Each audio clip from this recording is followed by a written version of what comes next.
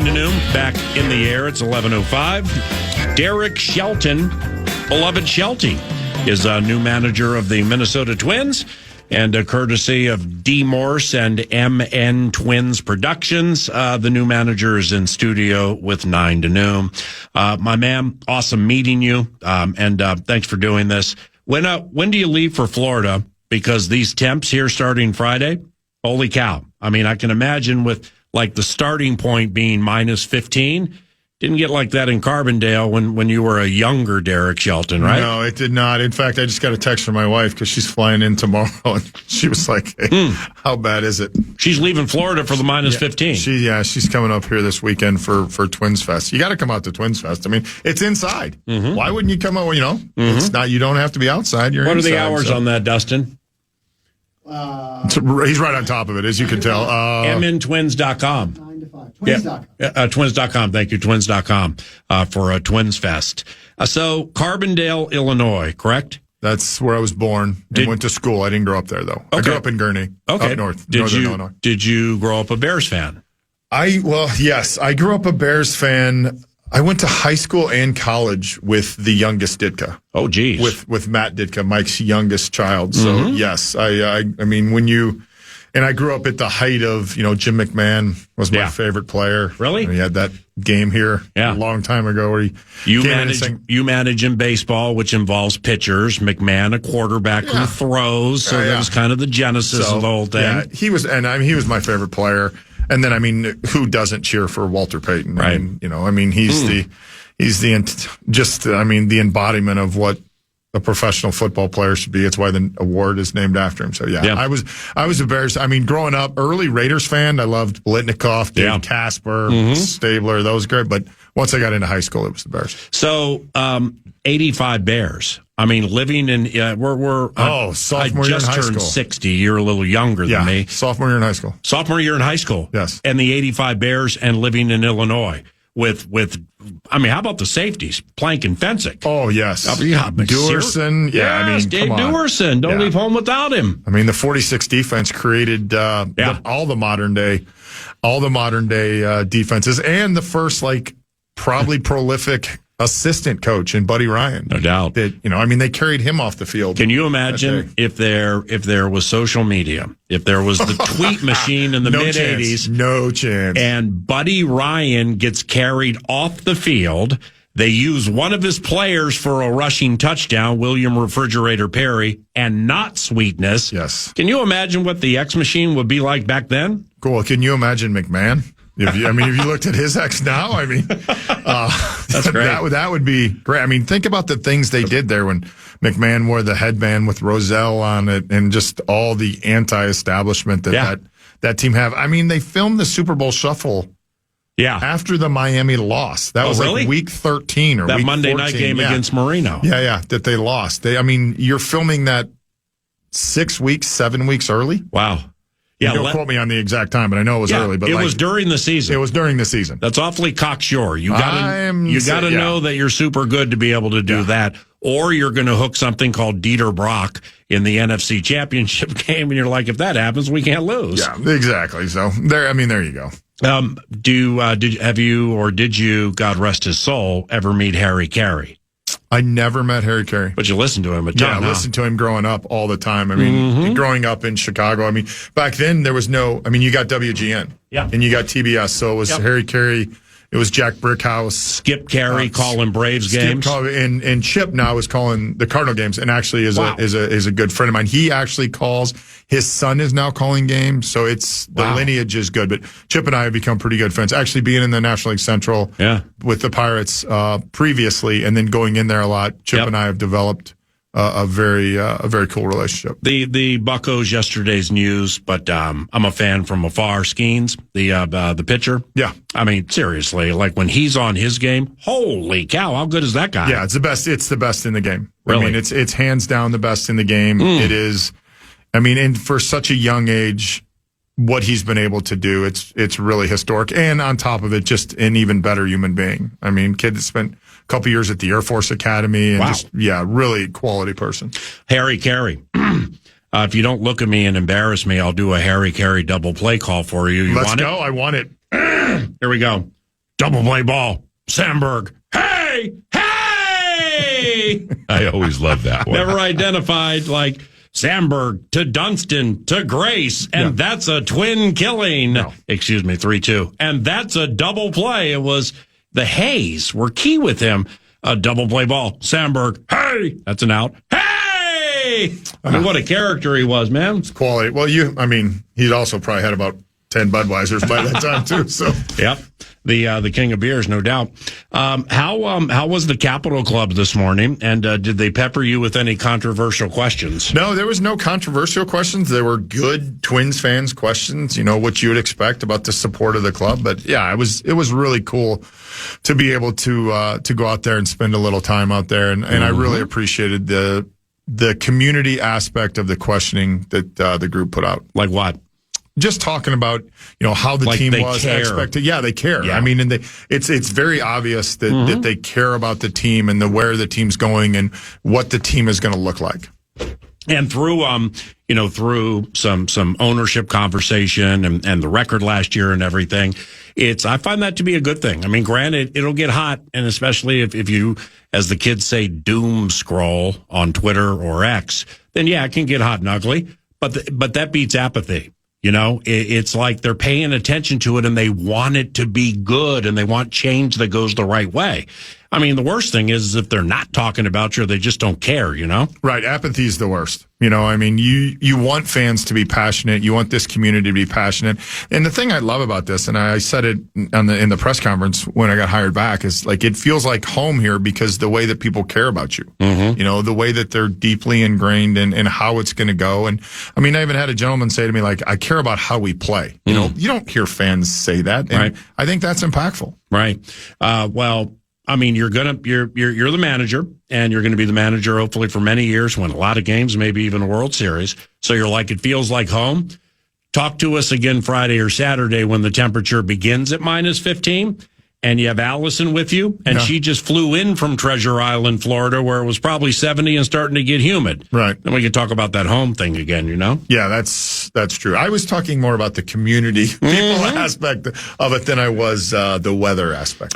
Speaking of, Allison is your wife's name, right? That is. Yeah, I don't want to butcher that. Where is she? Because rumor has it she was a budding and established Cleveland radio star. She was. She was on the Mike Trivisano show. I don't know if you've heard of. I've heard of Bruce Drennan. Yeah, well, Bruce Drennan. Yeah, Bruce Drennan was there too. Bruce Drennan. That's funny. He's old school. Yeah, he is old school. Trivisano was old school. Trivisano. The story on Trivisano, which is really cool, and you'll appreciate this. He was on WTAM in Cleveland. Yeah, he was initially a call-in guy called Mr. Know-It-All. Wow. He would call in and basically talk to the host like he knew it all, and they ended up giving him his own show. Old Italian gentleman. He has since passed, but yeah, he gave Allie her first job right out of broadcasting school, and she was the sidekick on it. Actually, when we started dating, and then she actually got out because I don't know if you know this, but talk show you can get calls in and it can be a little critical, and they were a little critical of the hitting coach there at the time. And yeah, so, it was Eddie Murray. Yeah, no, it was me. Well, after that, it was me. You. Oh, so that's when it happened. We were dating when she was on air, and then it was. So wait a second here. So you're the hitting coach for the then Indians. Allison is starting a radio career. I mean, there's no social media or anything, but it's always nice to have people say good things about you on the radio, the funny thing about it is we didn't. She was so afraid. It was her first job, like out of school. She was so afraid she was going to get fired because of the fact that we had started dating, and she didn't tell anybody for a long time. And then, I do remember the day that he called and she called and said, "Hey, like I got some news for you." And I think he thought it was going to go a different path, and she's like, Derek Shelton, and he's like, oh, okay, that's fine. So your wife, what type of radio did she do? Politics, sports, or was she like spinning hot stacks of wax with Taking It to the Streets by the Doobie Brothers coming at you? I love the Doobie Brothers. I'll take that. No, it was not. It was more sports than it was anything, but it was the afternoon drive show. So there was some local politics, local thoughts, but it was a lot of sports. Has she or did she offer you, and I'm being serious here, pointers on like radio interviews, TV interviews, press conference approach, or anything? Oh, God. Well, this summer after I got let go, I was doing radio for XM, and then I did some TV stuff for for TBS and the MLB Network and did that. And there were, probably the biggest anxiety I've had in the last 10 years is hosting a show. Being the sidekick is fine. So because for Sirius XM. Yeah. So you're running the show. You're running the show. And we were about 2 weeks in, and I got a text from the guy that's the program director, and he's like, "You ready to host?" And I was like, "Well, I think that's more of a question for you than me." Was that Steve Cohen? No. It was Jordan Greenberg. Okay. And I'm like, "Yeah, let's go." So I hosted, but when you host, you have to do the reads. Yeah. And as you know, the reads are not written by you; they're written by someone else. Yeah. You can change them. And so, yes, you can to some extent. But then Allie would be in the car, and I would get a text while she's like, "Slow down. Your reads are too fast. That's You're great. mumbling. You need." So, yes, she still coaches me through Derek. Through it. Excuse me. Shelty. No, she calls me Derek. That's when Derek comes out. Honey, your enunciation. Yeah. The enunciation. Put a cork in your mouth, the tongue on the back of it, bite it and read, take it out, and it'll work the muscle memory around. That's going to help you with enunciation. Old school trick, yeah. I mean, she's she's Sicilian woman that talks fast all the time, and she's telling me, and she has an opinion. I got to slow down in a T-Mobile read. I mean, geez. That's brilliant. Derek Shelton, manager for the Minnesota Twins, in studio 9 to noon. How was the Pittsburgh media? Fair, balanced, or like sharks circling chum after certain losses? I think they were fair. I mean, there's a lot of, they want to win there. Mm-hmm. It's a passionate fan base, and they want to win. And I think the last couple of years, they got a little bit, aggressive, a little bit hostile at times, and some of it warranted. Mm-hmm. But I think we all realize, and really got to realize this summer after doing it, like everybody has a job to do. Yeah. And you have to respect it, and it's nothing that's personal. The questions aren't personal. The questions are just things that need to be asked, and then that's fine. Did you ever have a Rick Pitino moment where, like, you got frustrated, banged your fist down, Mr. Shelty, and were like, if you think Kent DeColvey, Willie Stargell, Dave Parker, and John Candelaria are going to roll in here, they're not, because they're old. Yeah, I had one. I only had one in 6 years, and it was in Chicago 2 years ago, and we got no hit. And I had to pitch a position player. Oh. Because the game got out of hand. And one of the Cubs or White Sox? It was Cubs. And one of the writers asked me about pitching a position player when we got no hit. I may have responded a tad. Okay. Well, angry. That. And I apologize to the kid. He's a young writer, and I apologized to him the next day. Well, baseball etiquette, it's like if Skeens or here Pablo Lopez, Joe Ryan, whomever has a no going. Well, in the dugout on the bench, I mean, it's handled a certain way, right? Like people don't mention it, things like that. When you're on the other side of it, are you like yelling out of your dugout, "Hey, you guys know he has a no going"? It's talked about a lot, aggressively, like, "Hey, somebody's got to break it up." Now, this game was out of hand, and actually, it was, I think Imanaga threw like 7, and then there was 2 relievers. And it was in Illinois. It was true, yeah, so that was great. You had friends and family there, didn't you? Friends and family there, yeah. It wasn't one of my finer moments. That's fine. I can understand, but it happens. It does. Yeah, it does happen. Whitey Herzog probably was on the wrong side of a no-no. Oh, yeah, lots of Billy times. Martin. Yeah, Earl Weaver. It just happens. Mm-hmm. It's one game. See, that's the thing. Everybody kind of forgets, and you do football. Yeah. Like one game for us, and at times people can lose their mind. Mm-hmm. And that's, 16 games for you in the NFL? 17. 17 games. Yeah. And not good at math. Derek, Shelty, and Allie have 3 kids. How pivotal is the role of the wife and mom when life is dedicated to a baseball career, which means you're gone a ton for a fair amount of the year? Yeah, it's vital. I mean, the wives in our sport or in any professional sport is such a challenging place. Not only, players, coaches, and then I think especially for when you get to the head coaching job, because like you said, everybody is critical. Everybody has an opinion, whether it's in the stadium or whether it's on social media, and social media is so prevalent in the world today.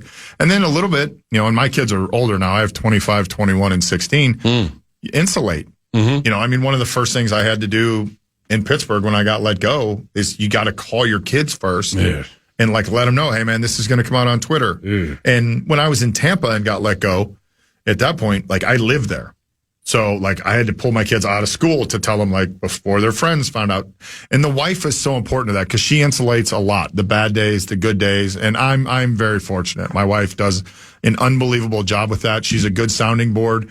And then the other thing is I think, she checks me. She comes, both of her parents were teachers. Her father was a wrestling coach. So, two girls in a family, no boy. And so, Sicilian. Yeah, and Sicilian. So, yeah, they'll get after you a little bit. Okay, I understand that about pulling the kids out of school, too, because, like, things pop, and if they pop a certain way, and that's what they see, then if only for the moment, I mean, it could really, really hurt, And a 16-year-old, 16-year-old girl? Does she play any sports? She plays volleyball. She plays club volleyball, high school volleyball. Oh, wow. She'll start beach volleyball, which I know sounds weird looking outside. She starts beach volleyball in 2 weeks down in Florida. So I was actually just at a tournament in Ocala all weekend long. Wow. Yeah. How does one, you're a manager, how does one coach volleyball? I still don't understand.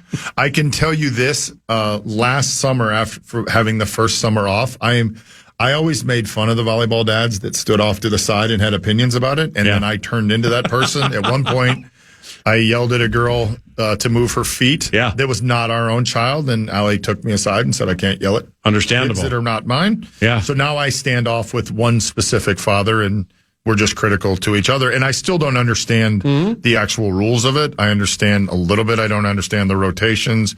But honestly, it is my favorite sport to watch on TV. Really? Women's college volleyball is my favorite sport to watch. Men's, they're just so big and so athletic and so, but the strategy in women's volleyball, and it's so big in the Midwest. I mean, the Big Ten is loaded. Shoot, the Gophers had an unbelievably good team last year. Yes, and Penn State won a national championship last year. So it's really fun to watch. Like, and that's something that, we can do that Allie and Gianna and I can do together. And now my oldest girlfriend has become a huge women's college volleyball fan. It's actually my favorite sport to watch on. All right. So, I mean, I have terrific respect for those who play it. I mean, I've messed around and played it before on a beach, but like when the vertical by some of these girls is unbelievable. Oh, yeah. They're so athletic. When the set's perfect, hopefully I'm describing it right. So say the set's perfect and they get up to bam, they're going to slam that thing home. Think about the girl or the guy on the other side getting the hands together, ready to dig it out, coming at them 100 miles per hour. I know, it's crazy. I mean, and that's why it's so fun to watch. It's so fast. And it's why I like the women's game a little bit better, because the men are so big. I mean, 6'6", 6'7", hitting the ball. If they get a good set, there's really no way to return it. And the women's game has a ton of strategy to it. I'm Derek Shelton. I'm manager for the Minnesota Twins with the 9 to noon show. Marathon segment here, shorty after this, if you have time. Yeah, I do. To chat about the teams, trying to get to know the manager right now. We're going to get to the Woodford Reserve portion of the equation coming up here relatively soon. But 20 years ago, the name Eddie Murray came up 9 to noon. 20 years ago, the then Indians fired hitting coach Eddie Murray and elevated Shelty to the role from the minor leagues. Now, the reason I bring that up is not to disparage Eddie Murray, not to go back and be like, hey, you're from the minors to the majors and Grady Sizemore, just the whole thing. I'm from Washington, D.C., so I've lived, via my late mom's divorces, God rest her soul. I've lived all over the country and the world, but I'm technically from Washington, D.C. and the Maryland area. So I was 12 when the We Are Family group beat the Baltimore Orioles in the World Series. Eddie Murray was the first baseman with that hair coming out of his hat, with like Ken Singleton and Rich Dower and Doug DeCinces, Jim Palmer, Denny Martinez, Tippy. I mean, that was my squad back then. And you were the manager of the Pirates. But the We Are Family group, I would imagine they probably do some type of celebration with the We Are Family Burt Blyleven team, like every year or something? They're back. Now, I'm an Oriole fan. I grew up an Oriole fan. Really? So my father played in the Oriole organization. So when I replaced Eddie Murray, it was because Cal Ripken is my favorite player. Oh, wow. So I am an Oriole fan. So like you name that team, I'm right there. Al Bunbury? That World Series was the first World Series. I was 9 that I was allowed to actually stay up and watch. So I can remember watching it in my basement. growing up. But yeah. I had an Eddie Murray jersey, the cool orange. When the Orioles wore orange and I was actually at the game, that was the bomb. I will tell you, the president of the now president of the Blue Jays, Mark Shapiro, who was the GM of the Indians, then Indians when I got the job, his father, Ron Shapiro, was one of the first agents. And he was the first agents in the game, and he was Brooks. Did he represent Kurt Flood? He was Brooks Robinson's agent. Wow. But he was also Eddie Murray's agent. Wow. So when 2 years after I got fired, we had a team party at Mark's house, and I walked in his den to take a phone call, and the only jersey hung up there was an Eddie Murray jersey. So, wow. Yeah. But yeah, that was my team actually growing up also. I was a huge Oriole fan and was able, but to your question, yes, those guys were back around. It was nice to see him. I mean, Mrs. Stargell was there when they had events. Pops. And the Pirates have started a Hall of Fame that a lot of those guys are back for. And it was cool. I mean, like, Parker's been back a couple times. Seeing Dave Parker was kind of special. Think about the body types of the players then in the late 70s compared to like what goes into the off-season training now. I mean, John Kruk would be an elite example. Tony Gwynn, God rest his soul. I mean, that'd be another example. Like John Candelaria, Dave Parker, Willie Stargell. I mean, some of these guys were so hefty. Yeah. It's not like that anymore, right? No, it's not like that anymore. I mean, those guys came to spring training. We're talking about spring training's 20 days away or 22 days away. And they came to spring training to get ready. Yeah. And our guys come, they've worked harder in the off season in terms of how they take care of their body. Josh Bell, maybe the new guy plays first and will hit like Eddie Murray. That would be awesome. That'd be sweet. He's a switch hitter, right? He is a switch hitter, yes. Yeah, let's get into the current nature of the Minnesota Twins and chat about some other frivolous things with Derek Shelton, the new manager for the Minnesota Twins. Nice enough to be in studio 9 to noon. It's 11:27. We have some money to give away, and here it is. The Fan wants to give you a shot at some bonus bucks with the National Cash Contest. Go to KFAN.com, enter the keyword credit. Might win some money with the keyword credit. Just enter it now at KFAN.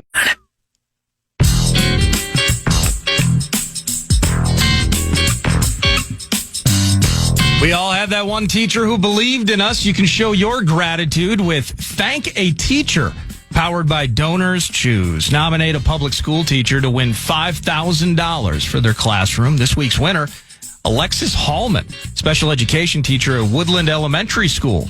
You can nominate a teacher to thank today. All you got to do, go to iHeartRadio.com, the website, iHeartRadio.com/teachers.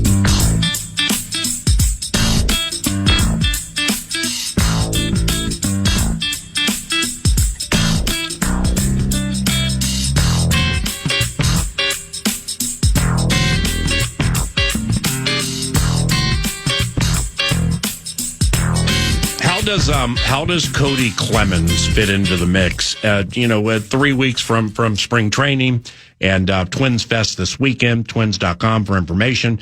But and this is as the opinion or as the thought would go now, obviously with a lot to change up to the regular season. Cody Clemens, what do you think? And how's he fit into the mix? Number one, he had the best year of his career last year. Finally got an opportunity to play.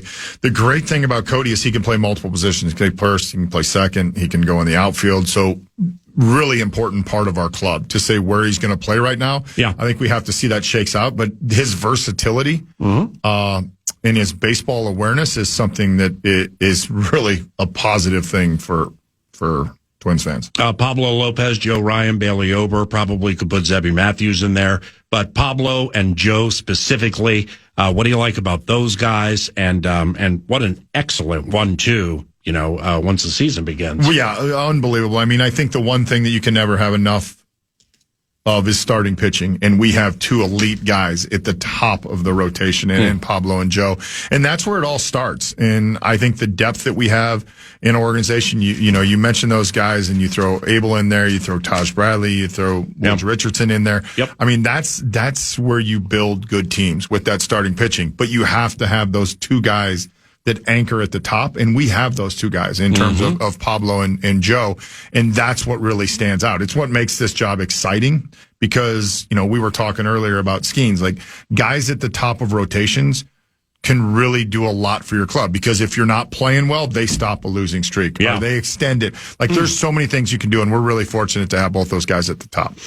Walker Jenkins, he's an outfielder in the system. He I think he turns 21 in a month. He's 20. He's going to turn 21 in a month. How close, from what you know now, is he to helping? I would say he's close. I would not expect him, he's not going to break camp with us out of spring training, but we're really excited about him. I mean, he's a big physical kid. He lives in Wilmington. He's been working out with Ryan Jeffers, which is important when you have one of your leaders working out with one of your top prospects. But we're excited about him. And I think only time will tell, because you said he's only 21. And when he tells us he's ready to be in the big leagues, then we'll get him there. Right. But he's going to be an impact bat for us in the future. I remember last year when we would talk about the Twins and, some of the players in the minor league system down on the farm. And like, he was tearing it up here, tearing it up there. Then he gets up to St. Paul, I think, and things slowed. I mean, but he's not the first, whether highly touted or not. Like, how much is the difference between AA and AAA when it comes to the pitching that you see? AA, there's usually more velocity, and in AAA, there's usually more pitchability. And then I think the one thing that we've seen, because AAA is the first time they play with the major league ball, and from AA on down, the ball has higher seams. It's spin. There's so many factors. And then once you get to AAA, the ball is the same ball is the major league ball, which is why sometimes you see prospects get pushed to AAA, because the organization wants them with that baseball in their hands.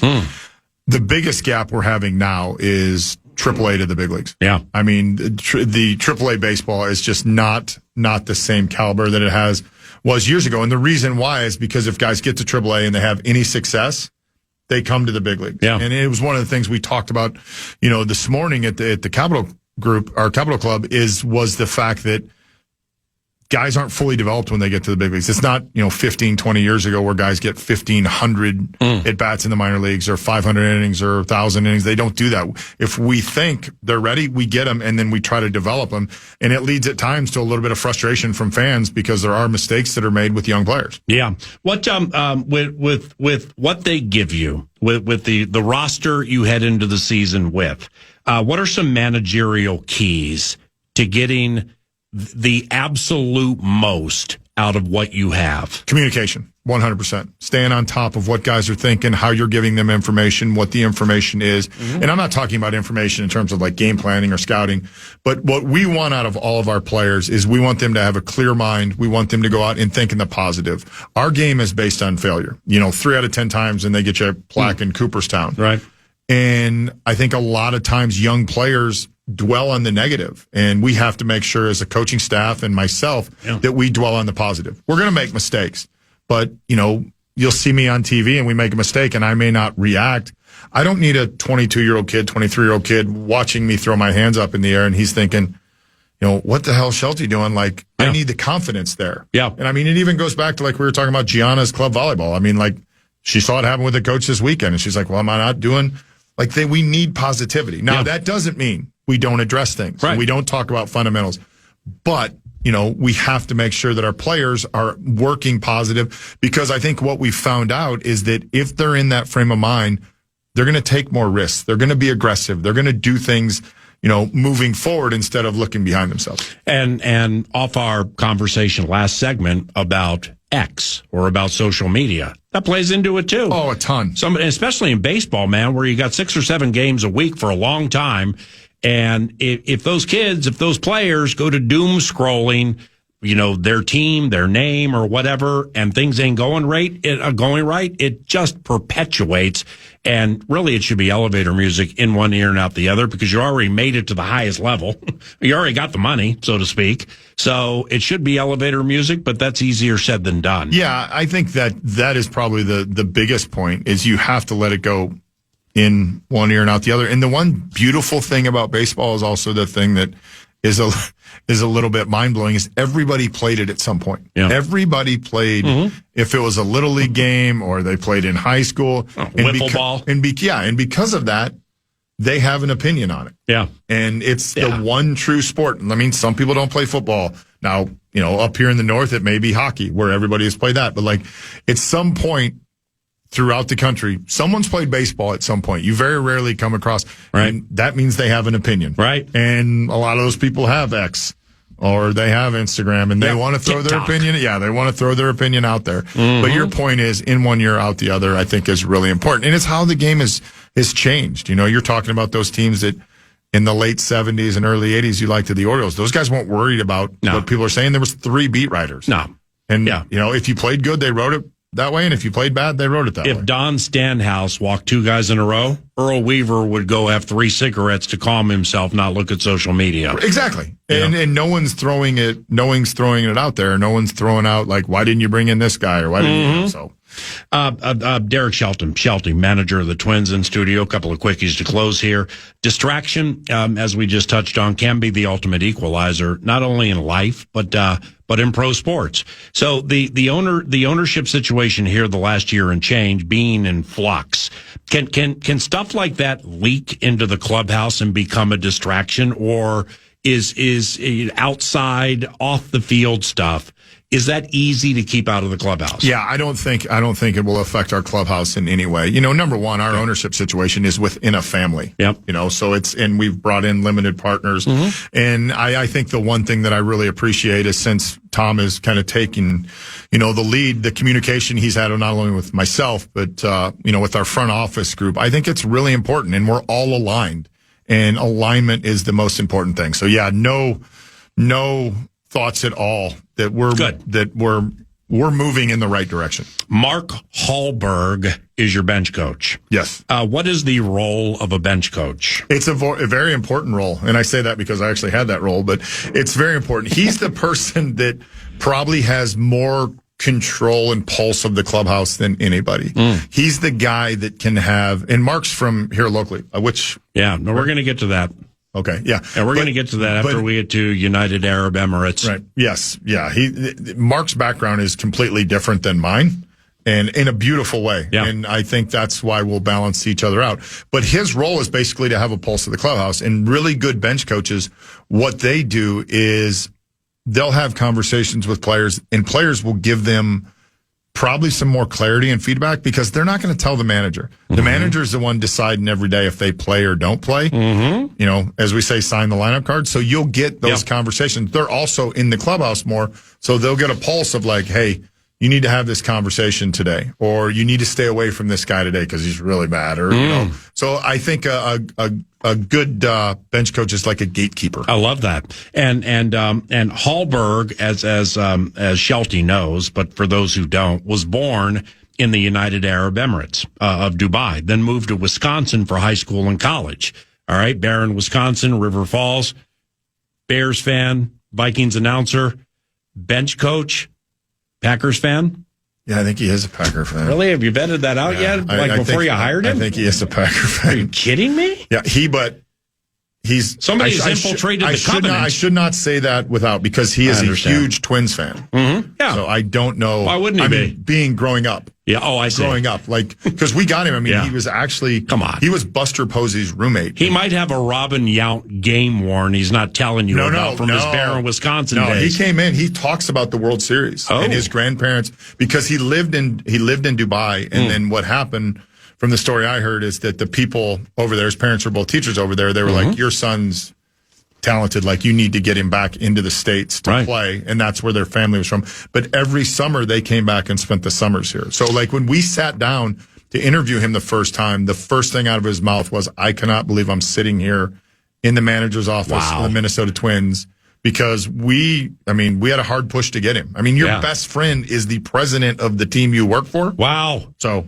Well, your bullpen coach, he probably has a game-worn LaTroy Hawkins. Probably. From back in the day. So he might be fanboy for the bullpen coach. I could take a shot at Hawk right here about his age, but we're the same age. And as we were walking in, I had taken a shot at Eddie Guardado in my press conference, and he just called and yelled at me for it. That's the best. So, yeah. Lastly, your wife, Allison.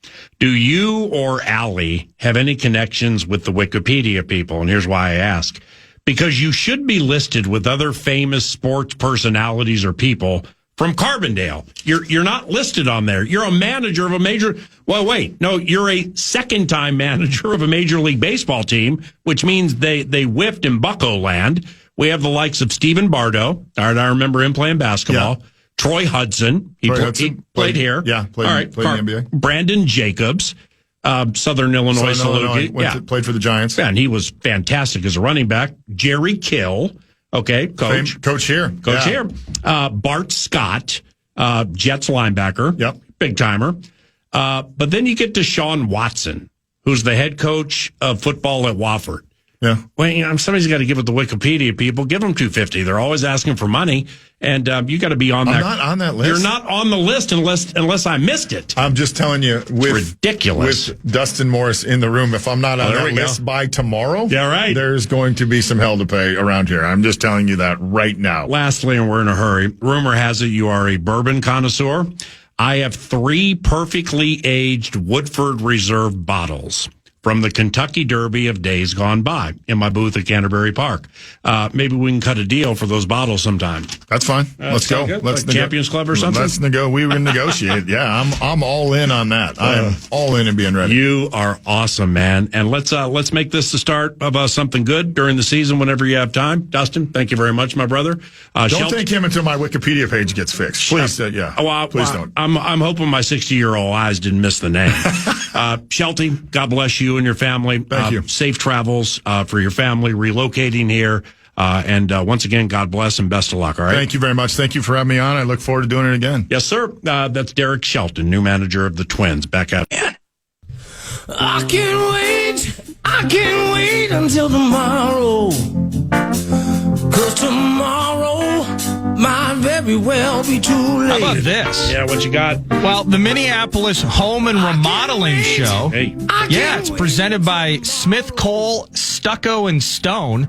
It's January 30th through February 1st, and it's at U.S. Bank Stadium. Yeah. You can plan your visits to the Minneapolis Home and Remodeling Show and save on tickets as well.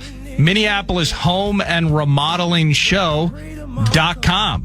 Looking forward to that. You know, you back an hour and change ago. Yeah. When we were rhapsodizing the Minnesota Wild, yours truly's been bit by A, the Wild, B, because of Quinn Hughes. And that's with no disrespect to anybody else on the squad. It's just we made some proclamations earlier in the show that we hope come to fruition. But, I was joking around being like, well, what line are they going to use Artemi Panarin on? And then Nordo, noted elite hockey mind, goes down the road of Vincent Trocheck. I think he plays for the Rangers. And the importance of face-off wins analytically at certain times of games. Yes, big moments, winning face-offs. Yeah. So a problem for our team in the past. Right before Shelty got in here, I started looking up this Trocheck stuff. I mean, damn, with these face-offs and this face-off percentage. So I don't know, man. We could be really, really strong up the middle with Hartsey and Jule Eriksson-Ek, and then you put Trocheck in the mix. Why not? Holy cow, salmon shorts and flip-flops in late May at Grand Casino Arena. Yeah. I mean, we haven't won a face-off in a big spot since, Koivu was here? Yeah. So it's about damn time that we build up that spine on this Wild line lot. All righty. Heinze, John Hines, coach of the Wild, joins tomorrow at 9 o'clock. Thank you for listening. I'm Paul Allen. Here comes Big Daddy Khan with that wrap on the show. Now, what did I do wrong? The game is over. It's midweek, and we're just preparing for the freeze, counting down to the spring like it's Rick D's, picturing brown grass and some snow melting in baseball, thanks to new Twins boss, Derek Shelton. BA's like, ever have a Patino moment in the show? Not sure where that question was going to go. First thought led me to an Italian bistro in Louisville. Thankfully, it wasn't like that, though. Meanwhile, Vikes takes caught in limbo. You're sitting there waiting with arms akimbo. Is Flores going to stay? Is TJ getting cut? Going to fix the draft? Quasi, here's a kick in the butt. And we're fawning over Fernando Mendoza while we're sweating wild health, scratching Hinostroza. Powell losing games. They're supposed to be a cinch, and now everybody's really mad at Chris Finch. Down memory lane we go. To the EV. Podcast today's Paul Allen Show, or listen back to previous show and interviews by going to the iHeartRadio app or KFAN.com.